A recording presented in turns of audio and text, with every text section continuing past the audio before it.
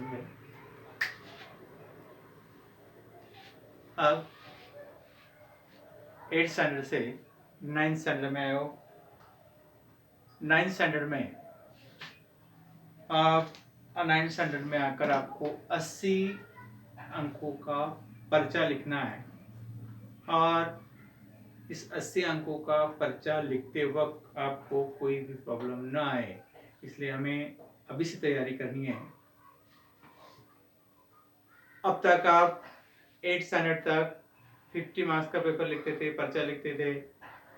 आपको लिखने की हैबिट ज़्यादा नहीं है, बहुत धीरे धीरे धीरे आप लिखते हो। क्या करना है, 50 मार्क्स का पेपर है, वो भी नहीं आपसे कवर होता था, लेकिन आप 80 अंकों का आपको पेपर लिखना है, पर्चा लिखना है। 80 अंकों का पेपर लिख, समय इतना उतना ही है। 50 अंकों के लिए भी 3 घंटा ही था, शायद 2 घंटा, कई स्कूल में 2 घंटे, और 80 अंकों के लिए 3 घंटे का पेपर है। 3 घंटे आपको दिए जाएंगे, उस 3 घंटे में आपको पूरा पर्चा कंप्लीट करना है। इसके लिए आपको अभी से लिखने की हैबिट, लिखने की आदत बढ़ानी होगी, थोड़ा फास्ट लिखना है। अभी ये प्रश्न पत्र का जो स्वरूप है वो बाद में बताऊंगा, जब शुरू हो जाएगा तब। मैं अब ग्रामर स्टार्ट कर रहा हूँ, जो ग्रामर आपका 5th 6th 7th 8th में भी हो चुका है, सिर्फ आपको रिवाइज करना है। तो पहले ग्रामर सेक्शन में शब्द,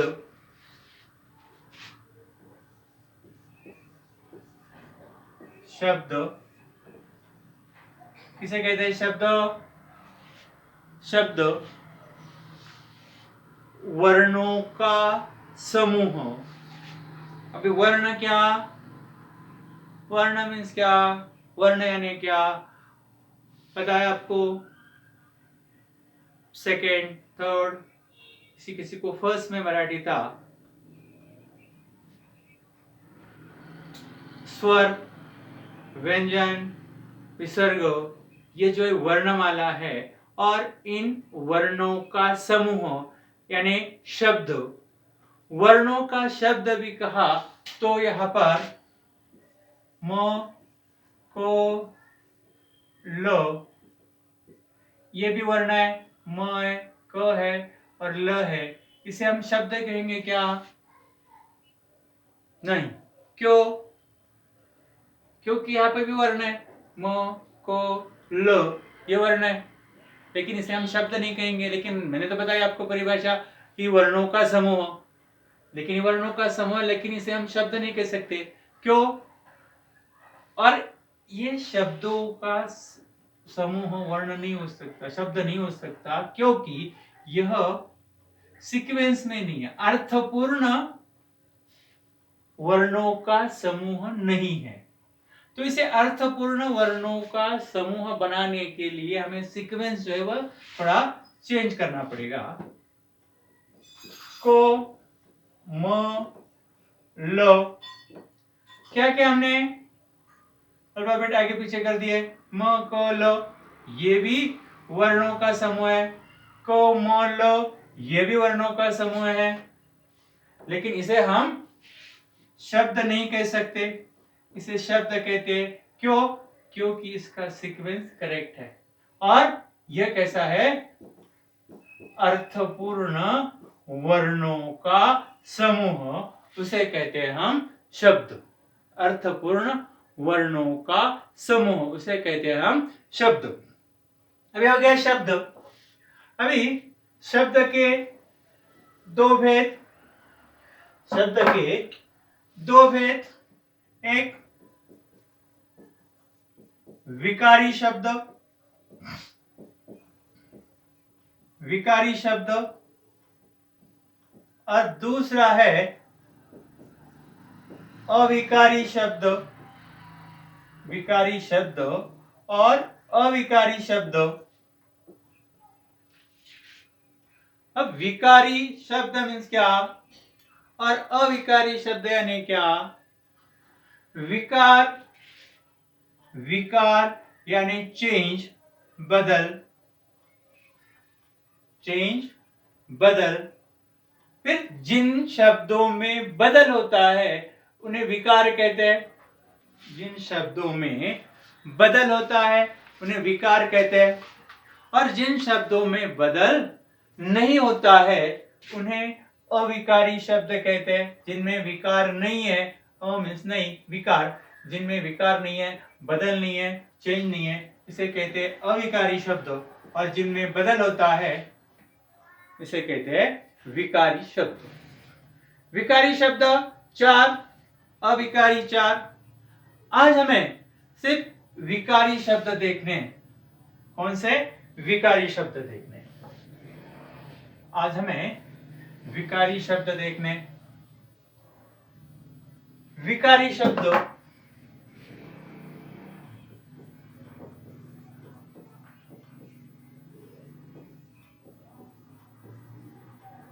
विकारी शब्द कौन से? फिर संज्ञा, सर्वनाम,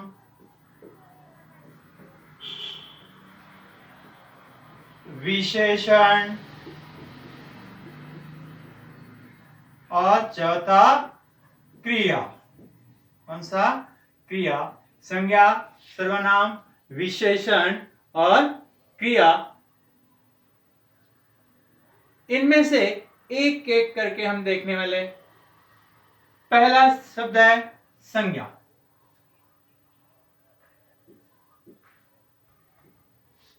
पहला शब्द है संज्ञा। संज्ञा, सर्वनाम, विशेषण और क्रिया, इनमें का पहला जो है संज्ञा। विकारी शब्द संज्ञा।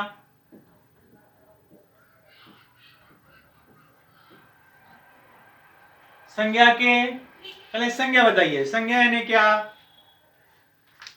कौन बताएगा? 5, 6, 7, 8। आपने देखा है। किसे कहते हैं संज्ञा? किसी विशेष प्राणी, स्थान या वस्तु के नाम को, फिर वह कोई भी हो, किसी पशु हो, वस्तु हो, स्थान हो, भाव हो आदि के जो नाम है उसे संज्ञा कहते हैं। किसी न किसी व्यक्ति, पशु, वस्तु, स्थान, भाव आदि जो नाम है उन्हें संज्ञा कहते हैं। अभी देखिए, शांति बुआ के हाथ में ढका कटोरा था। शांति नाम है। पत्नी ने कटोरा ले लिया। कटोरा वह नाम है। जोधपुर नरेशों ने उद्यान बनवाया। जोधपुर। बिल्ली भी कम समझदार जानवर नहीं है। बिल्ली। सिंधु यानी धरती पर सभ्यताओं का आदि बिंदु। सभ्यता। अभी देखिए, जो भी मैंने 4-5 सेंटेंस लिए, पहला शांति, ये व्यक्ति का नाम है। उसके बाद कटोरा, ये वस्तु का नाम है। जोधपुर, ये स्थान का नाम है। बिल्ली, ये पशु का नाम है। और सभ्यता, ये एक भाव है। इसी तरह हमारी परिभाषा किसी व्यक्ति, पशु, वस्तु, स्थान, भाव आदि के जो नाम होते हैं उसे संज्ञा कहते हैं। आया समझ में? अभी संज्ञा के भेद, यहां पर संज्ञा के भेद कितने भेद हैं? 5 भेद हैं। पहली, व्यक्तिवाचक संज्ञा। दूसरी कौन सी है? जातिवाचक संज्ञा।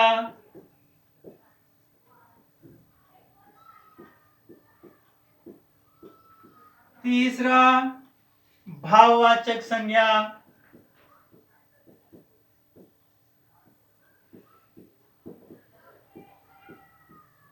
नेक्स्ट फोर्थ, द्रव्यवाचक संज्ञा।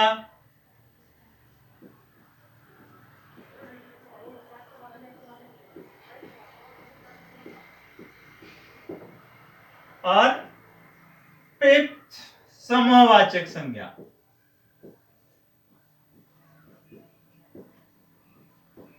समूहवाचक संज्ञा। इस तरह से 5 भेद संज्ञा के हैं। कितने? 5 भेद। कौन से?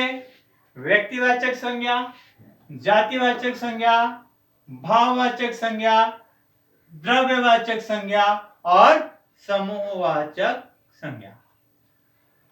अभी क्या करना है? एक एक के बारे में हमें जानकारी लेनी है। पहला, व्यक्तिवाचक संज्ञा। व्यक्तिवाचक संज्ञा के बारे में हम देखने वाले हैं। व्यक्तिवाचक संज्ञा यानी क्या? व्यक्तिवाचक संज्ञा मीन्स किसी विशेष प्राणी, स्थान या वस्तु के नाम।